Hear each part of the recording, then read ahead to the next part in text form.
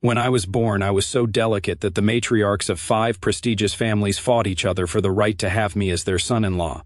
My mother had no choice but to agree. On my 22nd birthday, I would choose a bride from one of those 5 families. Everyone assumed I'd pick Silvia, the one I could never quite reach, but I chose my rival, Luna, instead. In my past life, I had chosen Silvia. Her plane crashed before the wedding, and her body was never found. I spent 20 years searching for her like a madman. Then one rainy night I saw her, the woman I'd believed was dead. She was pressed against a wall, kissing Leo. Elena and Serena stood nearby, watching and waiting. When the two finally separated, the women draped a coat over Leo's shoulders and handed him fruit. One of them murmured, "You kissed him so long your lips must be swollen." Then another added, "Leo, go abroad with Silvia. We'll keep Xavier distracted. He'll never find you." And just like that, everything became clear. Silvia had fallen for Leo long before any of this. She'd faked her own death to run away with him, and the other 3 were just as devoted to Leo. Every smile they'd given me, every confession, it was all an act. A performance designed to keep me tangled up so I'd never get in the way of who they truly loved. The moment the truth hit me, I ran and walked straight into the path of a car.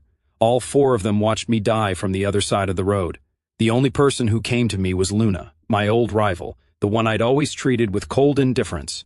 She stood at my grave, her eyes were red. Then a voice pulled me back. "Xavier, can you still hear me?" I drew a slow, deep breath. My fingers trembled faintly. "Mom," I said quietly, "I've made my decision. On my 22nd birthday, I'm announcing Luna as my bride. Please ask her to come home soon." I paused. My voice was soft but firm. "You and Dad should go yourselves, otherwise, she probably won't come." My mother didn't understand my reasons, but she'd always let me have my way. She let out a long breath and said, "All right, if that's what you want, we'll leave for Switzerland tomorrow." I hung up and exhaled with relief. I went upstairs and opened the hidden compartment in my wardrobe. Inside sat 4 beautifully wrapped gift boxes: Silvia's diamond necklace, Elena's limited edition watch, Serena's auction painting, and Ava's custom perfume. Each one priceless. Each one a lie from my past life.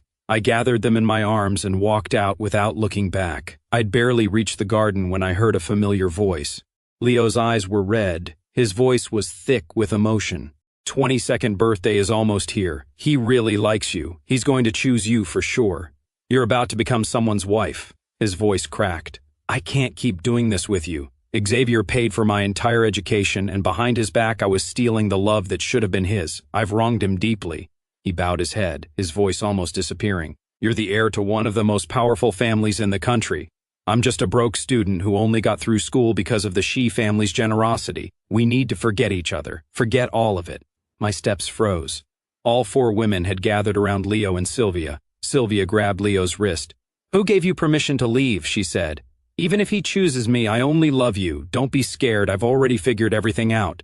If he picks me, I'll arrange a plane crash before the wedding. I'll disappear and run away with you." Elena handed Leo a handkerchief and added, "Once you 2 are gone, we'll keep Xavier occupied. He'll never track you down." Serena smiled lightly.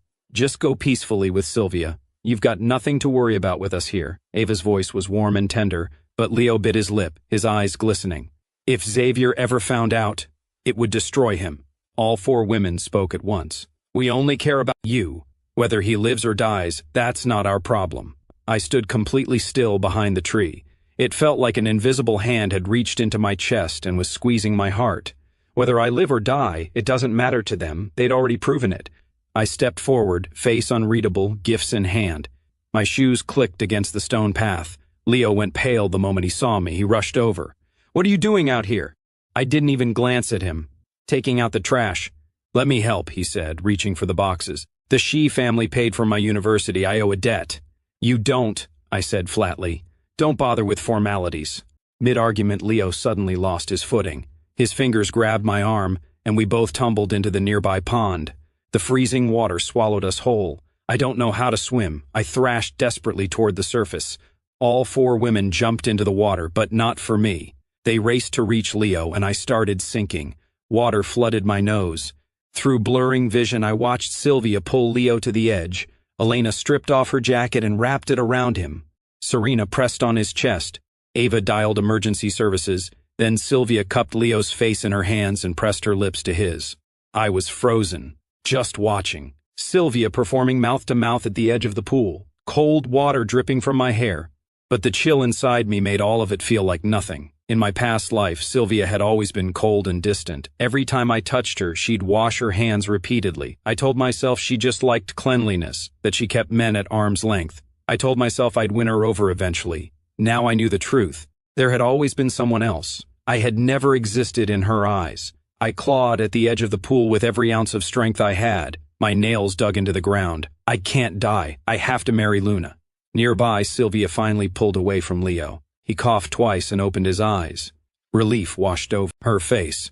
She helped him sit up and said, "Come on, let's get you to the hospital." She turned and walked away without a single glance back. That's when the other three finally noticed me dragging myself across the ground. Elena reached me first, yellow dress and all, somehow still composed even in the chaos. Serena and Ava followed close behind. "Xavier, you okay?" Elena reached out to steady me. "It was so chaotic. We pulled Leo out thinking it was you." Serena added quickly. "Absolutely, the water was so murky. We genuinely couldn't tell you apart." Ava handed me a towel. "We're so sorry, we really couldn't recognize you." I took the towel. My fingertips were ice cold. What a ridiculous excuse. The pool was crystal clear. There was no way they confused us. "We'll go with you," Elena said softly. I could see the unease they were struggling to hide. They didn't want to come with me. They just wanted an excuse to follow Leo. "No need." I tossed the towel back. "I'm fine." "That's not acceptable," Serena said. "You're completely soaked. If you catch a cold." I cut her off. "If you need to go to the hospital, go yourselves." The three of them exchanged glances. Ava tried again. "None of us are hurt. Why would we go? Please don't be upset. We genuinely mistook you for him. We'll take time off work. We'll stay with you for the next few days. Consider it making it up to you." I said nothing. I turned and walked away. My wet clothes clung to my skin. My steps were heavy, but I kept my spine straight and never looked back. In the days that followed, all three women made every attempt to win me over. Elena shipped a brand new couture suit straight from Paris Fashion Week. Serena sent a rare pink diamond necklace by airship. Ava simply had a limited edition sports car delivered to my front door. "Xavier, there's a charity auction gala tonight," Elena said one evening, holding out an invitation with a light smile. "Let me take you. It'll get your mind off things." I looked at their eager faces and laughed quietly to myself. The venue was stunning, gold and glass as far as the eye could see. I walked in at ease. Then I stopped. In the very important person section, Silvia was carefully guiding Leo to his seat. His tailored suit made him look sharp and tall. Those almond-shaped eyes that had once captivated me, they held nothing but tenderness. And all of it was for him. Silvia spotted me. Her brow furrowed and she walked over. Her voice was as cold as a business transaction. "Your mother mentioned something about choosing a bride, right?" I held her distant gaze. "I know you want me, but I don't want you." She left without turning back, returning to Leo's side like she was guarding something precious. Elena stepped up beside me and placed a hand on my shoulder. "Xavier, Silvia doesn't know what she's losing. Someone will appreciate you." Serena adjusted her glasses. Behind those lenses, her warm smile looked almost genuine. "Exactly. All three of us like you. We'll always be here for you." Ava grabbed a champagne glass from a passing waiter and pressed it into my hand, her expression full of concern. "Have a sip, Xavier. Don't think about the things that hurt you." I looked at these three women with something like affection shining in their eyes, and smiled to myself. "I'm fine." Elena leaned in close. Her warm breath grazed my ear. "But be honest, Xavier. You drove Luna out of the country years ago. Right now, you've only got 4 candidates left. So which one of us are you actually going to pick? We're all dying to know." I was about to say none of you, but what came out instead was, "You'll find out soon enough." A restless tension spread through the room. I just let the corner of my mouth curl slightly. In my past life, I'd carried that pain for 20 solid years. A few days of their suspense was nothing compared to all of that. As soon as the auction gala kicked off, all three women kept asking where my eyes were landing. Every time I just shook my head. Meanwhile, Silvia bid on everything Leo so much as glanced at. A diamond necklace, an antique pocket watch, a jade bracelet. I clocked all of it in a single sweep. None of it touched me the way it once would have. My heart was completely still. I stared straight ahead, face blank, right up until the final item of the evening was announced. The auctioneer lifted the red cloth, and my pupils shrank. My late mentor's last painting, mountains veiled in spring mist. Every brushstroke on that canvas instantly pulled up the image of his frail hands during his final days. In my memory, he'd always rested his hand gently on my head and said, "This painting is the result of my entire life's work." He was gone now. His wife cried every single day. If I could win this painting, maybe it would bring her some peace. 500,000. I raised my paddle without hesitation. Leo suddenly tugged at Silvia's sleeve. "That painting is beautiful." Silvia raised her paddle immediately. 1 million. I clenched my jaw. The price climbed relentlessly. 20 million, 50 million. The entire hall went dead silent. Out of the corner of my eye, I watched Elena, Serena, and Ava quietly lower their paddles, because Leo was staring at it with want in his eyes. The irony was almost funny. Not even 10 minutes ago, they'd sworn they'd buy me anything I wanted. My nails dug into my palm. I raised my paddle again. 50 million, 80 million, 100 million. Silvia won. When she handed over the payment, she didn't spare me a single glance. I stood there, hollowed out. Elena touched my arm. "Xavier, don't stress. If you like that painting, I'll go backstage and find you something just like it." "I'll come too," Serena said quickly. "Same," Ava added. I drew a slow breath, shoved down the wave of bitterness rising in my chest, and walked straight toward Leo, who stood in the middle of the crowd like he owned the room. "Name your price for the painting." My voice was eerily calm. Leo let out a soft laugh. A flash of satisfaction crossed his eyes. "So even the great young master has to come begging sometimes." He tilted his head, blinking with practiced innocence. "But money isn't everything. I'm not selling. But if you really want it, get on your knees and beg, and maybe I'll consider it." My breath stopped. That face, so delicate and helpless in front of women, turned arrogant and ugly the second he looked at me. That was exactly why I had never been able to stand Leo. Not in this life, and not in the last one. I still couldn't figure out what anyone saw in him. I balled my fist. "I told you, this isn't about money. I know. I just want to watch you kneel." Leo's smile gleamed. My eyes stayed on the painting he was holding so carelessly. My mentor's last masterpiece, the one his wife ached for. The memory of her tear-soaked face pressed an invisible fist against my heart. "Fine." I lowered myself slowly, one knee at a time, in front of everyone. The cold marble surface bit through the thin fabric of my slacks, but it was nothing compared to the cold inside me. When I stood back up, my voice was dangerously controlled. "Now, will you give it to me?" Leo suddenly smiled, and there was something chilling in it. He grabbed the frame at both ends, held the canvas in front of me, and tore it in half. The ripping sound sliced through the silent hall like a blade. Rage hit me before I could think. I slapped him across the face. That's when Silvia's voice cracked like a whip. "What the hell are you doing?" Leo turned away and started crying, his face buried in his hands. "Don't blame him. It's my fault for being here." His fingers clutched Silvia's jacket, and his voice cracked right on cue. "Young master likes you. Of course seeing you buy things for me makes him angry. I should disappear completely." He suddenly shoved Silvia back, and before anyone could react, he turned and hurled himself through the large window behind him. "Leo!" Silvia's scream echoed through the entire hall, but it was already too late. The sound of shattering glass and the heavy impact of a body hitting the ground rang in my ears. I ran to the window. Leo lay below in a pool of blood, still as a broken butterfly, but the corners of his lips were curved into a smile, the kind of smile that said he'd gotten exactly what he wanted. Silvia completely lost it. Her eyes were red as she scrambled to pull Leo out of the blood. Her voice was shattered. "Someone get him to a hospital, now." Then she turned to me, and the look in her eyes could have torn me apart. "Xavier, you better pray Leo pulls through. If anything happens to him, I will make you pay with your life." The harsh white light of the hospital corridor made time feel like it had stopped. A panicked doctor rushed out. "The patient is hemorrhaging. We need a transfusion immediately, but his Rh null blood type is completely out of stock." Silvia spun around. Her eyes were razor sharp. Her bodyguards were already moving. "You're Rh null too." On the hospital bed, Leo slowly opened his eyes. "Young master has anemia. Please don't let him give blood." "Is this really the time for that?" Silvia gripped his hand, her voice dropping to something impossibly gentle. "You're still worried about him?" She looked back at Leo with that same tenderness. "Leo, why are you always so kind?" Then she turned to me, and her eyes went ice cold. "Hold him down." I was shoved hard onto the operating table. Cold metal pressed against my back. I fought with everything I had, legs kicking over an instrument rack. Equipment crashed to the floor. "Hold him tighter," Silvia snapped. 3 or 4 bodyguards pinned my arms and legs. My hair was a mess. My suit was torn from the struggle. I screamed Silvia's name until my voice gave out. There was a helplessness in it I didn't recognize. "You're going to regret this. You will regret this." Silvia's smile was cold. She pushed the needle into my vein herself. Dark red flowed steadily through the tube. My consciousness began to blur. In that half-conscious haze, I slipped back to that rainy night in my past life. The blinding headlights, the screech of brakes, and the cold, indifferent stares of Silvia and the others from across the road.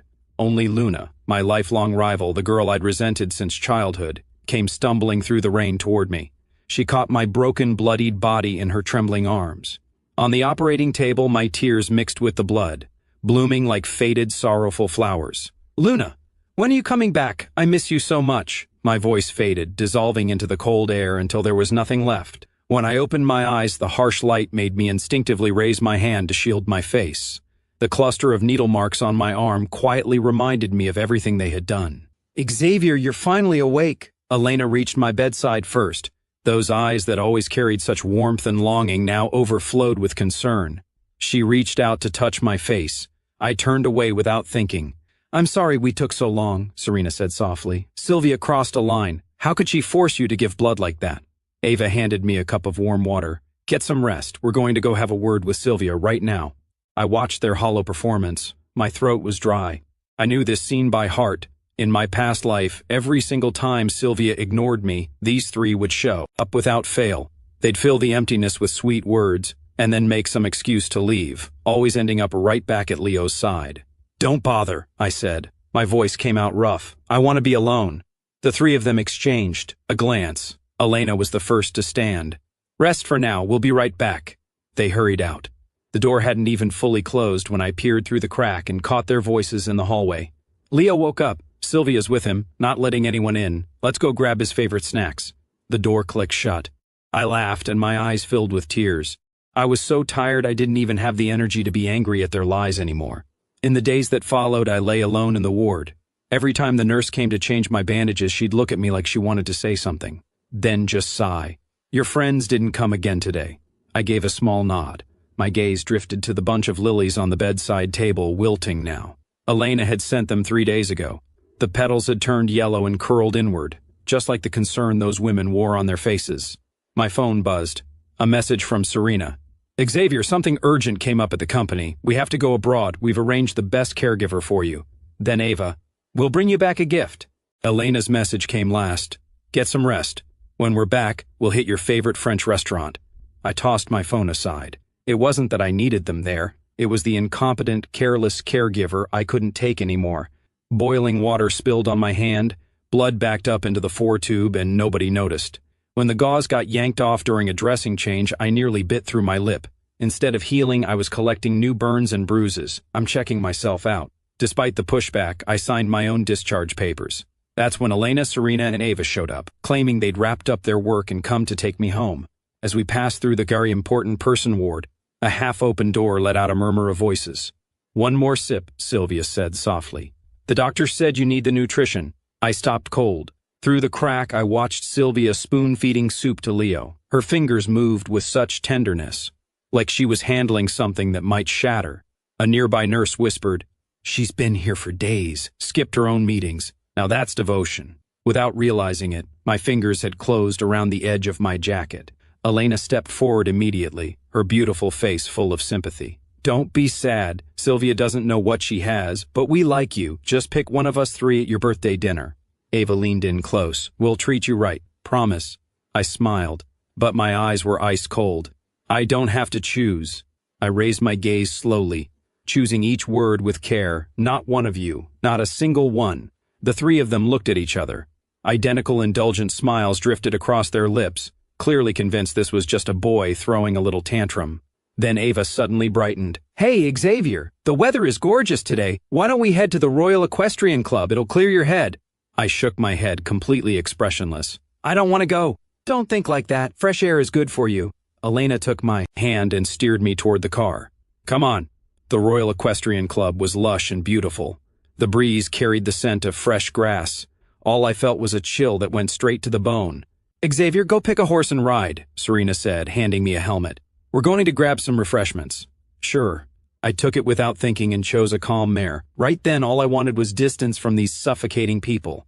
The horse broke into an easy trot. The wind brushed past me, and for just a moment I almost forgot everything.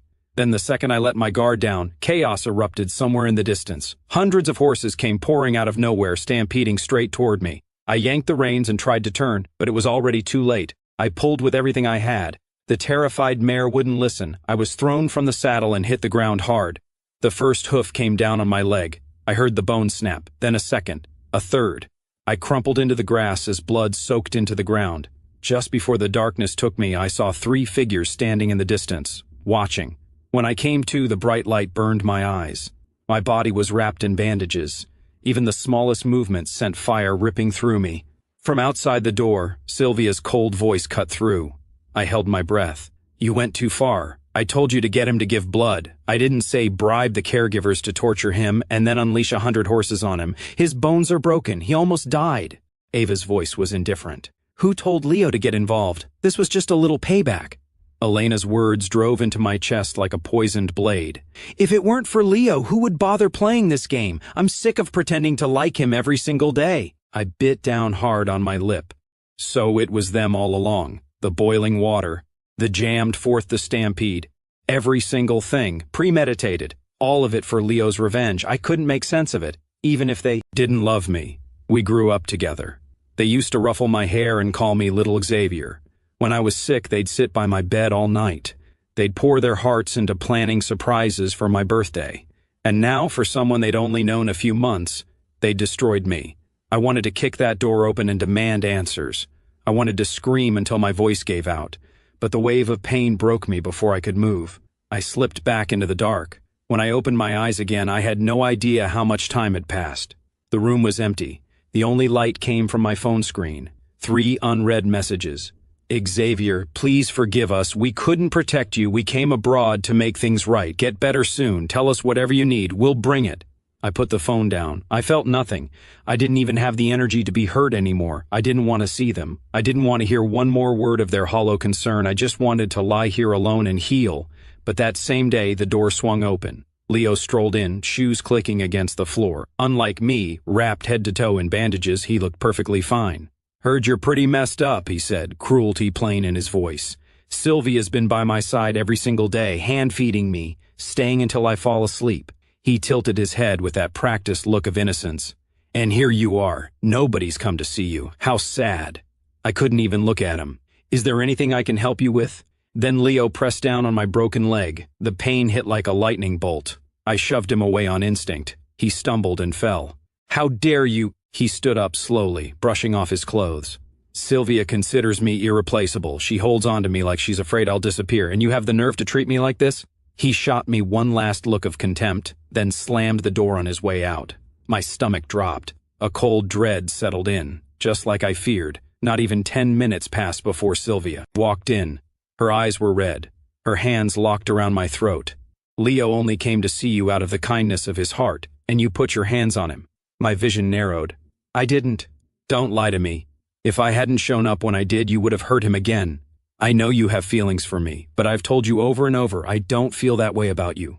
If you lay a hand on Leo again, I will hate you." I coughed hard. Tears burned at the edges of my eyes. "I genuinely didn't do anything."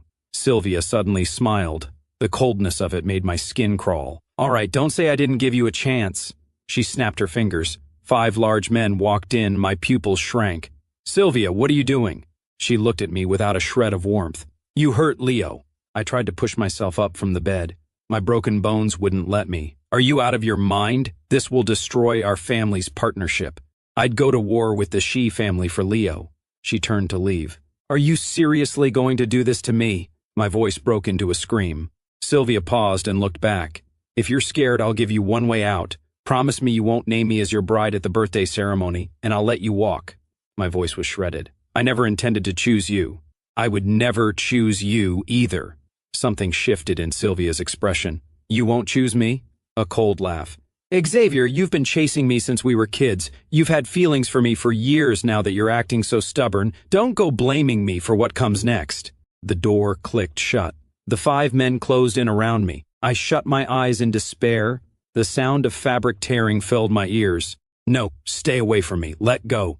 All 5 of them smiled as they pinned me to the ground. Every bone in my body was already broken. I had nothing left to fight with. The one in front looked down at me, grinning. Nowhere to run now. We'll take real good care of you tonight. I bit down on my lip with everything I had. The taste of blood spread across my tongue. I can't die here. I won't let these animals destroy me. In the next instant, I threw every last ounce of strength into shoving the nearest man aside and hurled myself at the window. The glass shattered. Freezing air rushed in. I fell from the 2nd floor. Sharp pain exploded in my right leg, but there was no time to stop. I dragged my broken leg forward and ran as hard as I could. Furious shouts erupted behind me. The fear of being caught pushed me past every limit I had left. I staggered forward, stumbling, then blinding headlights came straight at me. A sports car going the wrong way slammed into my body. I was launched into the air. I hit the ground again. Blood spread beneath me. I lay there, fading in and out of consciousness. A car door opened. Footsteps. "Elena, that was brutal," Serena said. "Silvia sent people to kill him and you just ran him over," Ava added. Elena laughed, cold and unbothered. "If he hadn't run, I wouldn't have had to. Who told him to bolt?" Abe paused. "Too bad he's not dead yet, still breathing." Ava's voice was almost bored. "If he just died, we wouldn't have to keep up this whole act. We could finally just be with Leo." An invisible hand closed around my heart. The pain was suffocating. They want to watch me die. When I came to, I was in a hospital. Wrapped in bandages like a mummy. Elena was first to lean over me. "Xavier, you're awake. I'm so sorry. We were in such a rush we didn't see you. That's why we accidentally hit you." Serena took my hand, her voice impossibly soft. "We also found out what happened to you at the hospital with Leo. We know he set you up." I just stared at them. Nothing behind my eyes. Elena gently stroked my hand.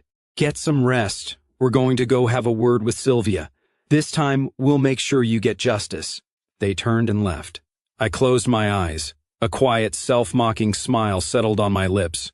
My injuries were serious this time. I stayed in the hospital for 2 full weeks. The day I was discharged, Elena, Serena, and Ava came to take me home themselves. When we arrived at the villa, I found Silvia and Leo in the living room. "What are you doing here?" My tone was flat. Sylvia looked up. Her eyes were as cold as if she were looking at a total stranger. "I brought Leo to collect his things. He won't be staying here anymore." "Why?" Just forming the words pulled at my injuries. I winced. "I'm worried he might get hurt again." Sylvia's smile was ice cold. "If he stays here, he might not make it out one day." I clenched my fist. My nails dug into my palm. They were all blind. Not one of them could see who was actually getting hurt. Sylvia finished overseeing the packing. Leo approached me with red-rimmed eyes, his voice thick. "But my trophy is missing." "What trophy?" Sylvia's brow furrowed. "The one from the piano competition," Leo said, biting his lip. His eyes were glassy. "It's the only trophy I've ever won." Sylvia looked straight at me, cold and direct. "Give it back." I laughed with contempt. "I didn't take it." Leo turned to me with wounded eyes. "Young master has everything. He doesn't need my trophy. Why can't you just return it?" Elena played dumb. "Xavier said he didn't take it. Why do you keep asking?" Serena and Ava chimed in together. "Exactly. It's just a trophy." Sylvia let out a cold laugh. She pulled out her phone. "Get in here." Within seconds, a dozen bodyguards poured into the villa. "Search the place. Don't stop until you find it." "Sylvia, you're crossing a line," Elena said, trying to block them. Sylvia narrowed her eyes. "If you want to take his side, race me. Win and I'll stay out of it. Lose and I'm taking Leo and leaving." The 3 women exchanged a glance and finally nodded. I stood off to the side and watched the whole spectacle. I knew better than anyone that Elena was a top-tier driver. She had never lost a single race. And yet, the result was interesting. Elena's team lost. I watched them step out of their cars, faces arranged into carefully crafted disappointment. It was almost funny. What a performance. Sylvia walked back into the villa and gestured sharply. "Tear this place apart until you find that trophy." The bodyguards moved in. Within minutes, the entire villa was rubble. I watched it all without expression. Every broken thing felt like my broken dignity, something that could never be put back together. "Found it!" a bodyguard called from upstairs. He came down carrying the gold trophy. Sylvia took it with satisfaction and walked Leo out. At the door, Leo turned and looked back at me. A smile of pure victory crossed his lips. Elena stepped toward me, her voice gentle. "Xavier, don't stress over it. One day we'll rebuild this place from scratch, make it even better." "Absolutely. Everything they broke will replace it all brand new," Serena and Ava added. I looked at them and suddenly laughed. There was something in that laugh that had no name. Don't you ever get exhausted putting on this act? All three of them froze. I didn't say another word. I turned and walked away. I moved to a new villa on the outskirts of the city and locked myself inside day after day, waiting for Luna to come back. On the eve of my birthday, I finally stepped out. I went to the most prestigious tailor in the city. The moment I walked in, I saw Leo. We both spotted the same suit at the exact same time. "I'll take that one," I said, tone flat. The sales clerk recognized me instantly. His practiced flattery kicked in immediately. "Young Master Shi has exceptional taste. This suit is a global limited edition. Only someone of your standing could truly do it justice." I let my gaze fall on Leo with open contempt. As for certain other people, perhaps look elsewhere. Quality like this isn't made for everyone. Leo's eyes went red. He whipped out his phone immediately. "Silvia, get here fast, he's messing with me again." My chest tightened. I realized something was wrong before I could even process it. I bolted for the exit without changing, but the moment I reached the parking lot, something slammed into the back of my head. Darkness. When I came to, I found myself hanging off the exterior wall of the building. The biting wind snapped me fully awake. From above, Silvia's cold voice drifted down. I looked up. I met those eyes, the ones that once captivated me. Now they held nothing but a bone-deep chill. She was the one who had stripped me down. She was the one who had left me hanging here. My pupils contracted sharply. An invisible hand closed around my heart and squeezed. Before I could speak, Silvia grabbed my chin. "You love taking things from Leo, don't you?"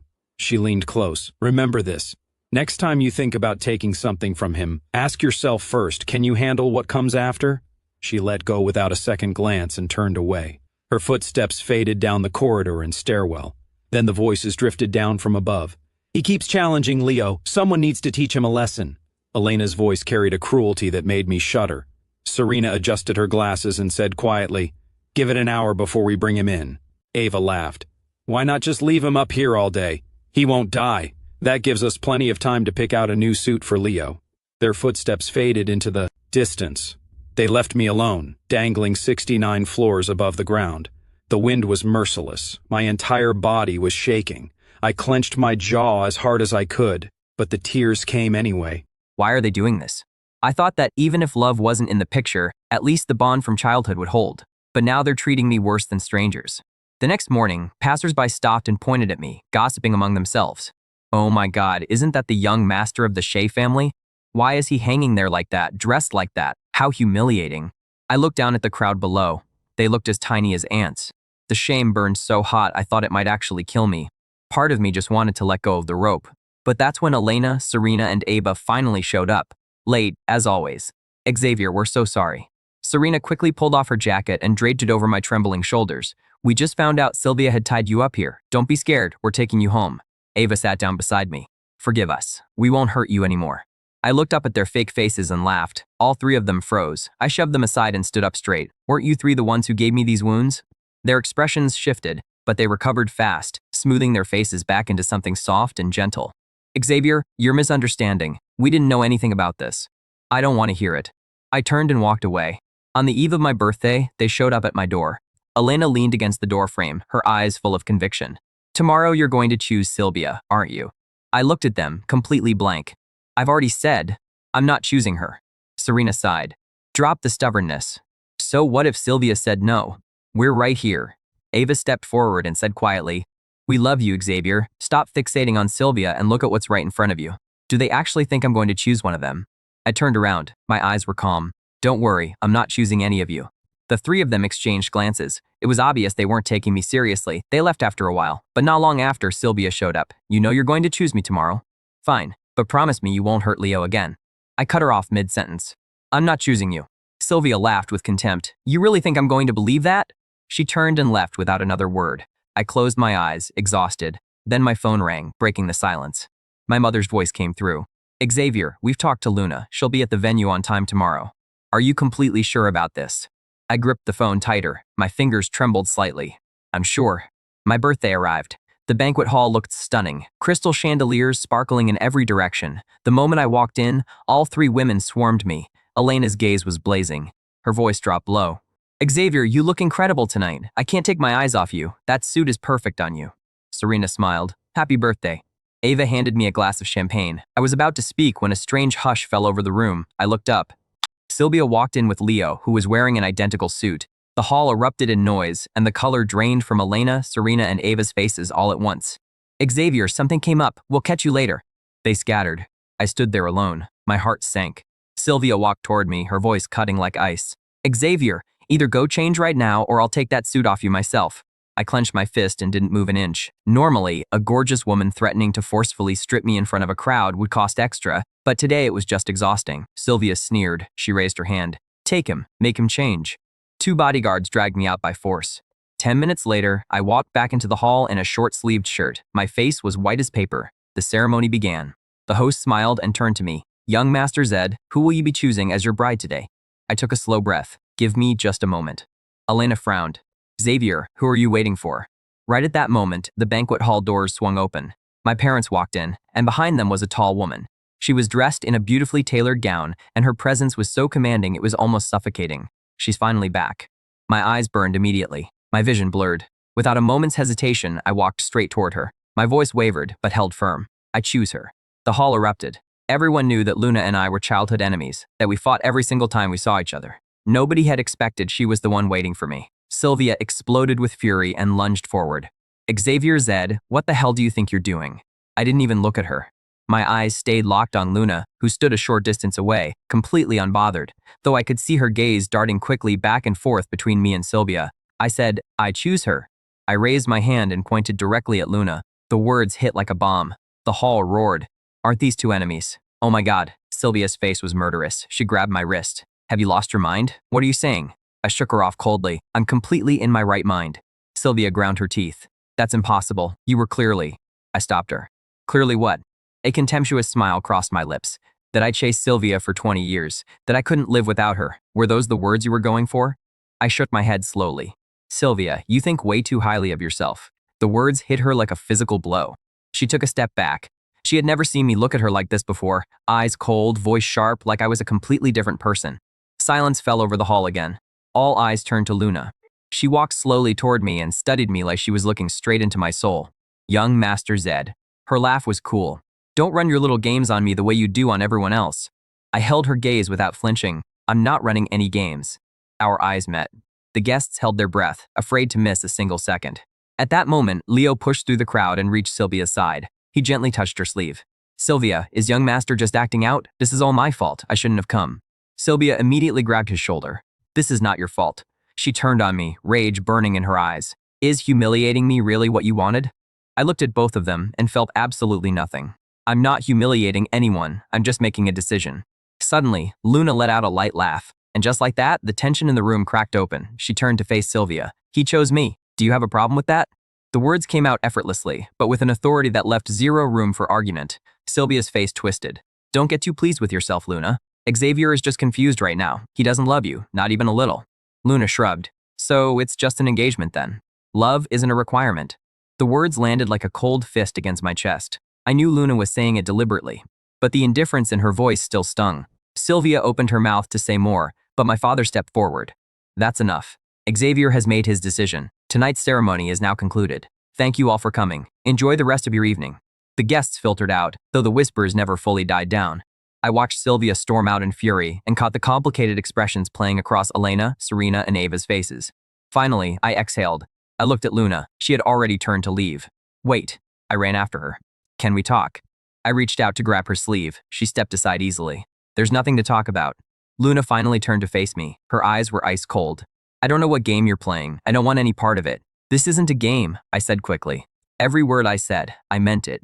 Luna stared at me for a long moment. Then, without warning, she stepped forward and took my chin in her hand. Xavier Zed, you chased Sylvia for 20 years, and now you suddenly want to marry me, and you expect me to just believe that. My eyelashes trembled. She was close, dangerously close. Close enough that I could see my own reflection in her eyes. Even if you don't believe me, just give me a chance. Luna let go. Why? Because I bit down on my lip. I couldn't tell her the truth. I couldn't tell her I had already lived this life once before. Because now I can see clearly who actually deserves it. Something flickered in Luna's eyes, but it vanished just as quickly, replaced by that same cool indifference. She turned to leave, but she left one sentence behind her. Tomorrow morning, 10 o'clock, John Group headquarters. I stood there and watched her disappear at the end of the corridor, Without realizing it, a smile found its way onto my lips. This is better than I even hoped for. At least she's willing to give me a chance. From a far corner of the hall, Leo was glaring in my direction. The hatred in his eyes was so deep, it almost felt solid. He leaned close to Silvia and murmured something. Young master must have been threatened by Luna. We can't just let this slide. Silvia's fist tightened. A cold, calculating look settled into her eyes. Don't worry, I won't let them win. My engagement to Luna sent shockwaves through Jingbai's elite circles.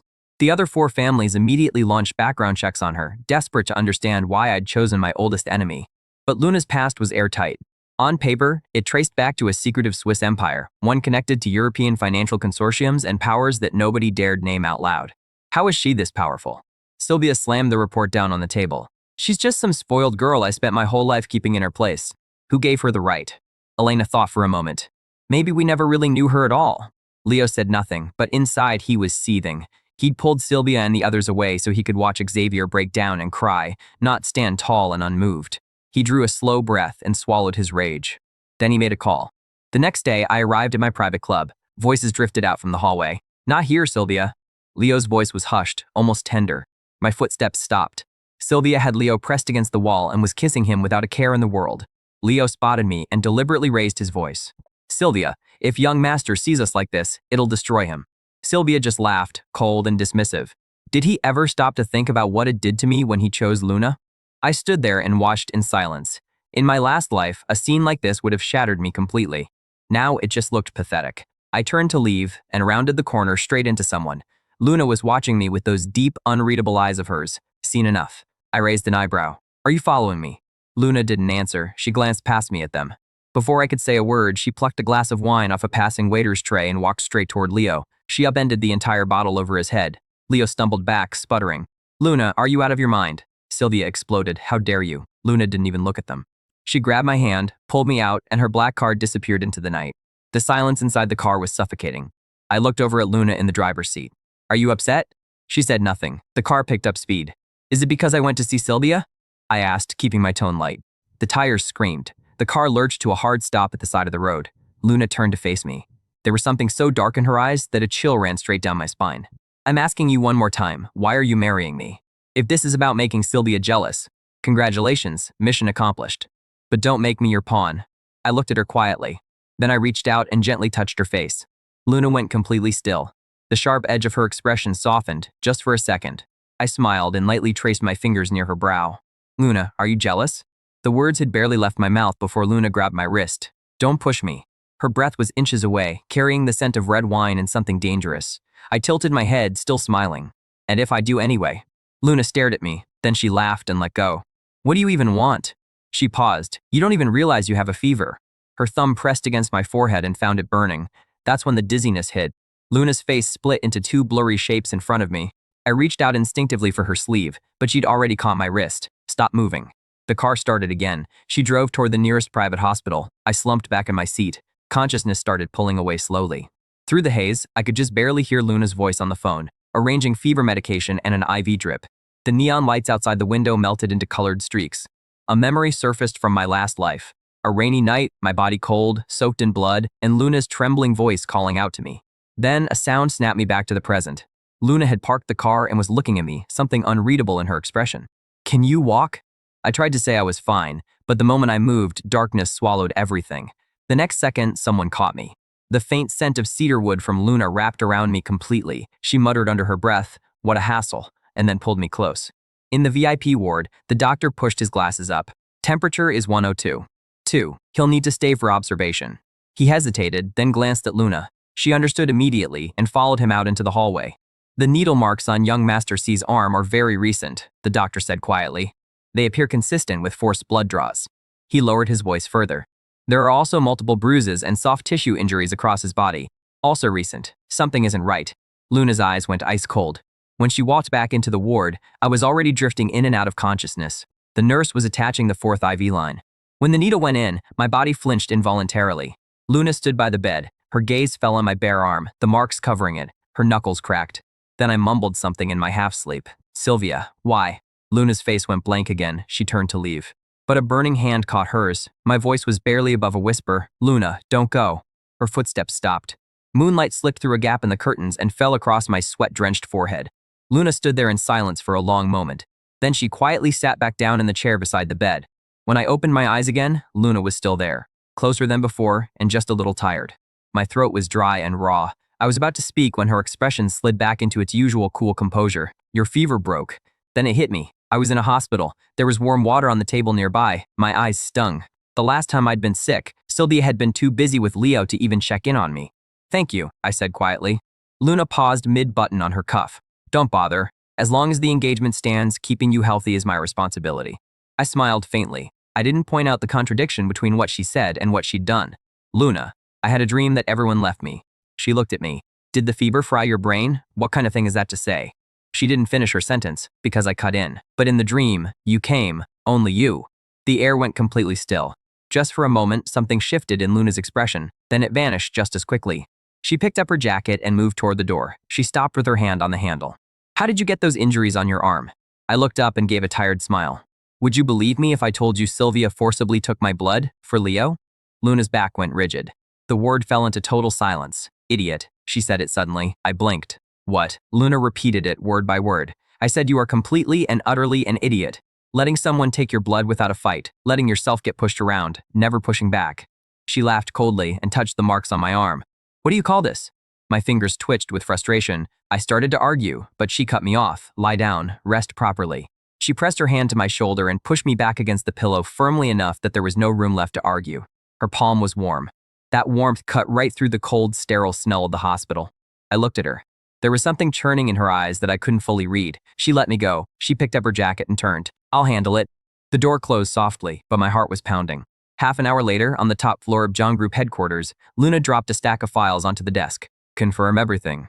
Her assistant Ethan adjusted his glasses. Sylvia did in fact requisition rhodium-negative blood from Central Hospital last month under the pretense of a medical emergency. The timing lines up exactly with the injection marks on young Master C's arm. Luna's eyes went cold in an instant. Ethan continued. There's more. Elena, Serena, and Ava have been in consistent contact with the equestrian club manager. Security footage caught their people tampering with the feed in the stables, shortly before young Master C's fall. The pen in Luna's fingers snapped in two. A notification lit up her phone. Shay heiress manipulates Jong heir for revenge on X. Exclusive photos. Xavier and Luna exchange glances at banquet. Luna laughed and called PR. 3 things. 1. Sue every outlet that ran this story. 2. Schedule a press conference. 3. Release everything we discussed. By noon, Jingbai was in an uproar. Luna appeared at the press conference, reporters firing questions about her relationship with me. Her voice was calm, but absolute. My personal life is nobody else's business. Then the Zhang Group released its official documents. Leo's forged academic credentials. Bank transfer records showing he had been siphoning money from the Shea family for personal gain. And private audio recordings of Leo and Sylvia, explicit, unfiltered, and damning. Judging by the internet's collective reaction, the only thing more pathetic than Leo's loyalty was his stamina. Public opinion flipped overnight. I leaned back against the hospital bed and scrolled through the flood of notifications on my phone, a faint smile on my lips. The ward door swung open. Luna walked in and dropped another thick file in my lap, just sitting there taking hits. Since when did the young master of the Shea family get this soft? I opened the file. Inside was even more detailed evidence against Leo, compromising photos with a former girlfriend and documented proof of substantial gambling debts. I looked up, a mischievous glint in my eyes. Is the CEO of Zhang Group teaching me how to get revenge? Luna looked down at me. Are you actually going to learn? I laughed and picked up my phone. I anonymously posted the most damning evidence across every major platform. In less than an hour, it was the top trending topic. Leo Lin should be blacklisted from elite society. In the Lin family boardroom, Sylvia hurled a tablet at the floor. That dirty Xavier, how dare he go after Leo like this? Elena studied the trending topics, brow furrowed. This evidence doesn't look fake. Before she could finish, Sylvia grabbed her by the collar. Shut up, Leo is being set up. This is Xavier and Luna working together. Ava spoke up. It looks like Luna is planning to buy a piece of land out in the Western District. The 3 of them looked at each other. They understood immediately. Serena pushed her glasses up. If they want to play dirty, don't blame us for doing the same. That night, the Lin, Yu, Song, and An families all cut ties with Zhang Group. Word spread that the 4 families, along with their banks, were moving to freeze Luna's assets. When I found out, Luna was on a call in the study. I walked in with coffee and overheard her instructing her team to liquidate European bonds at any cost and pull the capital back immediately. When the screen went dark, a heavy silence settled over the room. I set the coffee in front of her. Does Zhang Group need help from the Shi family? Luna looked at me. And how exactly would you help? I said calmly. I have 3 mines in my name. They can be sold immediately. Luna laughed suddenly. Do you understand what that means? Her gaze cut into mine like a blade. I raised an eyebrow. My fingertip tapped lightly against the rim of the coffee cup. What does it mean? Luna spoke slowly, deliberately. It means that from today, the Shea family and the Zhang family would be completely bound together. If this is just about going after Silvia, you don't need to go that far. I almost laughed in disbelief. I was offering the most valuable assets in my name, and Luna was still questioning my motives. But my silence in that moment must have given her the wrong idea. Her eyes went cold. I don't need your charity. Charity. I stood up. I placed a document flat against her chest. Is the CEO of Zhang Group really selling herself this short? Luna caught the file before it could fall. She opened the first page and went completely still. It was a transfer agreement for 3 diamond mines in Africa, held under the Shi family name. My personal seal was already stamped on every single page. I didn't wait for her answer. I turned toward the door. This isn't charity, it's trust. My hand rested on the door handle. I glanced back and used the exact tone she'd used on me in the hospital. You're not gonna let me lose, are you? Luna stared at me for a full 2 seconds. Then, almost in spite of herself, she let out a quiet laugh. Not a chance. After the door closed, the study fell silent again. Luna sat in her chair for a long time without moving. She went through the file carefully. My name was on every page. The notary seals were already stamped. This wasn't an impulsive decision. Every bit of it had been planned ahead of time. Ethan's message came through. All 4 families are aligned. They're filing to freeze our assets tomorrow. Luna's eyes drifted to the valuation figure on the last page. It was enough to cover Zhang Group's entire current financial shortfall. She walked to the floor-to-ceiling window. The city glittered in the dark below. A year ago, I left Jingbai chasing Silvia. None of who I am today makes any sense. She dialed. Xavier, audit everything the Shea family has done in the last 6 months. She hung up and her fingers brushed the file again. Logic told her this could be a trap, but when she thought about my eyes, the certainty in them, she just cursed under her breath. The next morning, the financial world shook. At the exact moment the 4 families and their banks moved to freeze Zhang Group's assets, an anonymous financial consortium announced a $5 billion investment into Zhang Group, routed directly through Shea Group's channels. The moment the news broke, Silvia exploded in the boardroom. Find out what Xavier and Luna are actually doing. Meanwhile, I was completely at ease, sitting in the president's office at Zhang Group, catching up on the morning's financial headlines. Luna opened the door and walked in, a team of assistants trailing behind her with files. Satisfied, I waved my phone. Impressive, CEO Jiang. You turned 4 families' siege into a joke in a single day. The assistants took the hint and filed out. Luna walked toward me and suddenly leaned forward, both hands on the armrests of my chair, caging me in. Why? They were left to you by your mother. I should be the one asking. I leaned my head back slightly, because I know you'll make them worth far more than they are now. Luna's pupils contracted slightly. At that moment, the office door flew open. Silvia stormed in and froze when she saw us. Luna, what is the meaning of this? I could feel Luna's body tense. I smiled faintly and gently eased her back. I straightened my jacket. Lynn, barging in without knocking is quite the habit. Silvia's voice was sharp with fury. Xavier, do you actually think she cares about you? Luna is using you. Luna turned and stood her ground, calm and unhurried. Is that all you came here to say? Silvia let out a cold laugh. You think winning this round means it's over. The real game hasn't even started. She spun around and slammed the door behind her. Silence reclaimed the office. I noticed Luna's eyes were still on my face. What? Has CEO Jiang actually been swayed by what Silvia said? Suddenly, Luna reached out. Her thumb touched the corner of my lip. It would be better for you if I never found out you were playing me. I caught her wrist. Luna, a gambler should never fold halfway through. I bit down lightly on the tip of her finger. And I never fold. That night, Luna sat alone in a private apartment, a freshly delivered report in her hand. Over the past 6 months, I had cut off nearly all contact with Silvia. Instead, I'd repeatedly sent people to track Luna down. And 3 months ago, suddenly, without explanation, I had sold every single gift Silvia had ever given me. Every cent went into an anonymous fund. Luna stood by the window, lost in thought.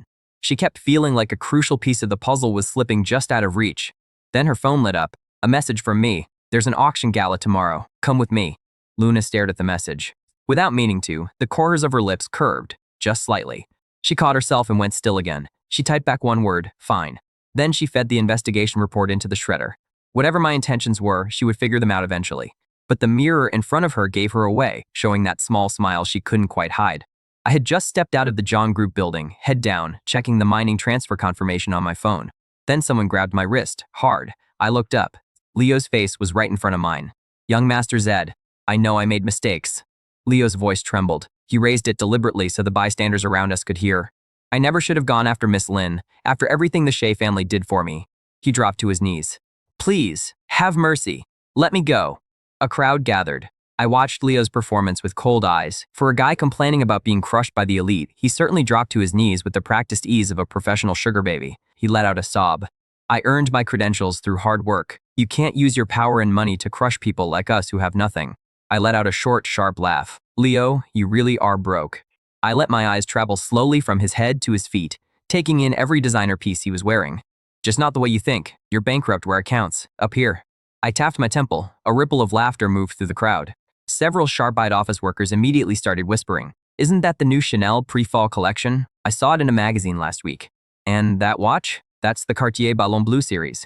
Is that bag a Hermes Birkin? The color drained from Leo's face. He frantically tried to cover his watch and knocked his bag to the ground. Everything spilled across the sidewalk. All of it top-tier, head-to-toe luxury. I looked down at him. I've helped a lot of students over the years, but you're the only one who bit the hand that fed you. I pulled out my phone and tapped a few times. Every single sponsorship record is on the Shea Group's official website. Anyone can look it up. People in the crowd immediately started pulling out their phones. A murmur rippled through the crowd. It's true. The Shea family sponsors over 100 students every year. Check the trending topics. Someone just exposed the fact that Leo's academic record actually belongs to someone else. You're behind. That's been trending for hours. I heard the student he replaced works somewhere around here. Right on cue, a young man in plain clothes pushed through the crowd and stepped forward. Leo, do you remember me? That night 3 years ago when he stole my university spot, my mom almost jumped off a building. Before Leo could even respond, the young man's hand cracked across his face. Leo yelped and swung back. They collided, and it turned into a full-on brawl. I watched the whole thing with cold eyes. Then I turned and walked to my car. I pulled the door open. Silvia's name was lighting up my phone over and over again. I picked up. Her voice burst through the speaker. Xavier Shea, how dare you humiliate Leo in front of everyone? He's already been through so much. You have everything. Why do you have to? I hung up before she could finish and blocked her number without a second thought. Through the window, I watched the chaos in the plaza spread. Leo was on the ground, tear-streaked and unraveling, crawling around searching for his shoe. My phone kept buzzing. Leo's forged academic record had just hit #1 on the trending charts. I smiled faintly. Let's go, I told the driver. We'd barely made it 2 blocks when my phone rang again. This time, it was Luna. Her voice came through quietly. Handled. I raised an eyebrow. CEO Jiang always has eyes everywhere. Luna gave something close to a soft laugh. The video is trending. Hard to pretend I didn't see it. A brief silence settled between us. Mentally bankrupt, she said. Young master's vocabulary is expanding. Is that why CEO Jiang called? Just to say that? 2 seconds of silence on the other end. Then, Silvia just had 2 of your accounts in the Southern District frozen. She moved fast this time. My knuckle tapped slowly against the armrest. Doesn't matter. The important assets were moved out a long time ago. A few seconds of quiet. I was about to ask something when I caught something unusual in her voice. A faint trace of something almost like hesitation. Remember to come home for dinner tonight.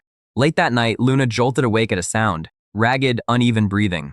She pushed open my bedroom door and found me thrashing in the bed. My forehead was drenched in cold sweat. My lips were trembling, words breaking apart in fragments. No. Silvia, the car, blood. Luna frowned and moved closer. She was about to wake me when she heard me murmur something else. Luna, don't look at me. I look terrible right now. Her hand stopped in midair. Her pupils contracted. She had no memory connected to this moment. But those words, they were too specific, too vivid. Like someone describing something that had actually happened. The next morning, Luna sat in her study, a thick stack of investigation reports spread out in front of her. Ethan pushed his glasses up. We have the full picture now. Young Master Shea's behavior over the past 6 months bears no resemblance to how he used to be. The strangest part is that one day before Silvia's fake death, he pulled every dollar he'd ever invested in her, all of it, gone. Luna's eyes darkened. Keep going. Ethan produced a medical record. There's more.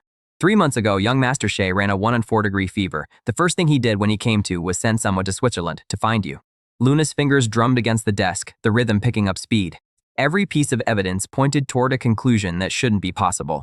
The Xavier of today looks like someone who can see the future. She closed the file. Look into the background of that anonymous fund under my name. That evening at a charity gala, Luna entered on my arm, her floor-length gown trailing behind her. I noticed immediately that she was unusually quiet. Her fingertip traced absent circles along the rim of her glass, her habit when she was deep in thought. I asked softly, something on your mind? Luna said, do you remember the bet? The one from when we were 10. You lost, I said. You promised to wear a skirt to school. Your dad was so furious you spent 3 days in bed. I smiled. The silver ring I gave you was the prize. Something shifted in her expression. Then she asked, do you know why I went abroad? A year ago you said you didn't want to see me anymore, but you left because my words caught in my throat. Her eyes went razor sharp. She set her glass down. Her voice dropped so low that only I could hear. Xavier, I have never told anyone the real reason I left. Who exactly are you? The night air on the rooftop carried the faint sweetness of flowers. For the first time since I came back, I felt genuinely unsteady. Luna stood in the shadows, moonlight falling only across half her face. She looked completely serious. I drew a slow breath. Would you believe me if I told you I've died once before? And then I told her everything. The betrayal, the pain, the death, all of it. When I reached the night of the accident, my voice started trembling without me realizing it. All four of them stood on the other side of the road and watched me bleed out. Luna's expression shifted from stunned to something harder. When I got to the part about her coming to collect my body, her fists clenched so tight her knuckles went white. A deep silence fell between us. Luna's voice was cold. So you chose me out of guilt, you saw me carry your body and decided you owed me. I looked up. No, I genuinely. Luna cut me off. I just need time to think about what this is between us. She turned and walked away. Don't come looking for me right now. And I was left alone on the rooftop. I should have seen it coming. Someone as proud as Luna. How could she accept something that started from guilt, even if that's not what it was? Laughter drifted out from inside the hall. Silvia's self-satisfied voice carried above the crowd. Sounds like CEO Jiang and the young master had a little falling out. I wiped the corner of my eye and straightened my back. I was about to leave when my phone buzzed. The 3 mining properties in your name have been returned. Then an unknown number, we're even now. My footsteps stopped. What does that mean? The financial debt is settled. Next step is settling what's between us. In Luna's private wine cellar, she'd already worked through half a bottle of Macallan, and the bitterness still hadn't left her throat. She cursed at no one in particular. Was it for the Xavier of her past life? Or for herself, for falling into the same trap all over again? She didn't know. When her glass emptied again, she smiled faintly. What an irony. In this life, she had quietly watched from a distance, waiting to see if I would ever turn around and look at her. Now I had turned around. And all of it was tangled up in guilt from a life she had never even lived. Luna Jiang, you really haven't changed one bit. She tilted her head back and drained the last glass. It hit the marble counter with a sharp crack. Then a cold hand closed around her wrist.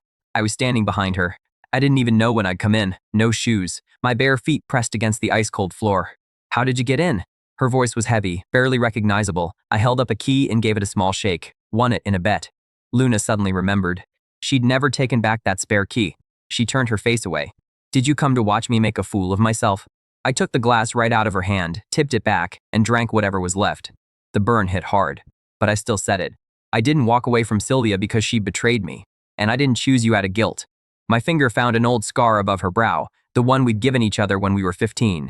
Because this time around, I can see clearly who deserves it. The wine cellar went completely still. The only sound was 2 people breathing. Luna's throat moved. She wanted to push me away, but her fingers curled closed instead and wrapped around my wrist. Her voice dropped to almost nothing. Xavier, do you know why I didn't come to your birthday banquet? I shook my head. Her voice stayed barely above a whisper. Because that year, when you were 22, I watched you walk towards Silvia, and I told myself, if that's what you want, if that's what makes you happy, then I'll let you go, without a single regret. Tears fell from my eyes before I could stop them. They landed on the back of her hand. Luna flinched like she'd been burned and shot to her feet, but I caught the edge of her jacket. Luna, if I had chosen Silvia again in this life, what would you have done? Her jaw was clenched so tight it was trembling. After a long silence, she finally forced the words through her teeth. I would have watched, until you died in front of me again. Her words brought down the last wall between us. Luna grabbed my hand and ran toward the stairs. My hand started slipping from hers. Let me go. Shut up. She kicked the bedroom door open. The way she laid me down on the bed was impossibly gentle. Your foot is bleeding. She must have stepped on broken glass in the wine cellar without either of us noticing. Luna dropped to her knees immediately. She picked out each shard with tweezers, one by one. When the alcohol swab touched the wound, I hissed. Serves you right, she muttered, but her hands were soft. After she wrapped the bandage, Luna started to pull away. I pulled her into my arms instead. The day I came back, I already had a ticket to Switzerland. Luna went completely still. I kept talking. I waited at the airport all day. The flight kept getting delayed and finally got canceled because of the weather. So I told myself I'd wait for you to come back, that this time, no matter what, I'd hold on. Moonlight filtered through the curtains and spilled into the room. Luna turned slowly and cupped my face in her hands. Xavier, aren't you afraid we'll end up in the same place again? I leaned in and pressed my lips to the corner of her mouth. Then we'll find each other again next time too. The kiss was barely there, but it brought down Luna's last wall completely. When we finally pulled apart, I realized our fingers were intertwined. I couldn't remember when that had happened. In the pale light of early morning, I woke up with Luna in my arms. She was deep asleep. The tension that always looped between her brows had finally smoothed out. I quietly traced my finger along the sharp line of her face, from her jaw to the proud bridge of her nose. My phone buzzed. A news alert. Lin Group suspected of financial fraud. Stock price down 50%. In the Lin Group boardroom, Silvia hurled a tablet against the wall. Who leaked the fraud report? Who? The CFO carefully opened his mouth. Ms. Lin, the audit confirmed that $8 billion are completely unaccounted for. Silvia grabbed him by the tie. Shut up. I pay you to solve problems, not create them. She turned to the legal team. File a defamation suit against Jiang Group, immediately. The legal head wiped sweat from his forehead. The chain of evidence Luna released is airtight. It includes recordings of our private communications with the bank. Silvia went very still. She let go of him and walked slowly toward the floor-to-ceiling window. Outside was Jingbai's most prosperous financial district. Good, she said softly. Very good. She let out a cold laugh. Then she dialed. Elena, activate Plan B. On the top floor of Jiang Group, I was leaning against Luna's desk, tapping through a line of data. They liquidated all their overseas assets overnight. Looks like they're going all in. Luna kept signing documents without looking up. The Lane and Zhang families both pulled out of 3 joint projects with us this morning. I smiled slightly. Ava is the nastiest one. She's trying to poach our entire chip R&D team. Luna glanced up, her eyes sharpened. Don't worry about it. Every member of that team signed a non-compete months ago. Ava's looking at a $2 billion penalty. I leaned forward and smoothed the crease between her brows. CEO Jiang looks remarkably good for someone who didn't sleep. Luna caught my hand. Young Master Shea, this is an office. I smiled. So before you finish that sentence, Ethan knocked and stepped in. CEO Jiang, Silvia, and all 4 families are shorting our clean energy division. Luna and I looked at each other. We both smiled at exactly the same moment. It was a look that said, oh good, they brought knives to a drone strike. Over the following week, the business world watched a breathtaking war unfold. Silvia called in every favor she had to tank Jiang Group's stock price. Luna used the dip to buy shares back at a discount. Elena's team hemorrhaged money fighting the non-compete penalties. Serena spread rumors about product quality. I responded by live streaming the factory floor in real time. Ava had it worst of all. The blockchain project she'd poured money into turned out to be a scam, and she became overnight news for all the wrong reasons. That same day, Ethan burst into the main office. Mr. Z, CEO, Jiang, big news. Silvia just mortgaged the Lin family's ancestral estate. I was in the middle of straightening Luna's jacket. My fingers stopped. Has she lost her mind? Luna took my hand. She has nowhere left to go. Inside the Lin Group, everything was in freefall. Silvia had destroyed her own office. Why won't the banks renew the loan? Her secretary answered in a trembling voice. Luna convinced the central bank to step in and place it under regulatory oversight. Silvia froze. She grabbed her keys and ran, but the parking lot was swarming with reporters. She threw herself into her car and found Leo already in the passenger seat. His eyes were red. Silvia, I have a way to turn this around. Silvia shoved him hard. If you hadn't started all of this with Xavier, none of this would have happened. Leo slammed into the car door. The tears in his eyes curdled into something poisonous. Late that night, I came home to the apartment alone. I'd just parked when I heard fast footsteps behind me. Before I could turn around, a chloroform-soaked cloth was pressed over my mouth and nose. Through the struggle, I caught one glimpse of Leo's face, twisted and unhinged. Time to pay what you owe, young master. My hand reached for my phone in my pocket just before everything went dark. Luna was in the middle of a meeting when her phone vibrated. A location ping on screen, a red alert, SOS activated. She slammed her fist on the table. Everyone in the room froze. Get the car, now. The abandoned chemical plant reeked. I was zip-tied to a rusted iron chair, staring at Leo, who had come completely undone. My voice was unnaturally calm. You won't walk away from this. Shut up. Leo raised his hand. His nails dragged 3 bloody lines across my face. When Luna gets here, I want both of you dead. Behind me, 5 men were wiring up explosives. One of them shifted nervously. Mr. Leo, weren't we just supposed to grab him? Leo yanked a thick stack of cash from his bag and threw it on the ground. Your call, your life, or the money in your silence. My pupils contracted. There was enough explosive there to level the entire building. The roar of an engine got louder, and a black SUV crashed through the iron gate. The door flew open. A shot rang out. Luna ducked and fired back, putting a bullet through the gunman's knee. Her face was still streaked with fresh blood. She'd fought her way here. Leo screamed and yanked me up, pressing a knife against my throat. Luna, move 1 inch and I'll open his face up. Luna dropped her gun without hesitation. I struggled wildly. Are you out of your mind? Run, there are explosives in here. Leo clamped his hand over my mouth. The knife drew a thin line of blood across my cheek.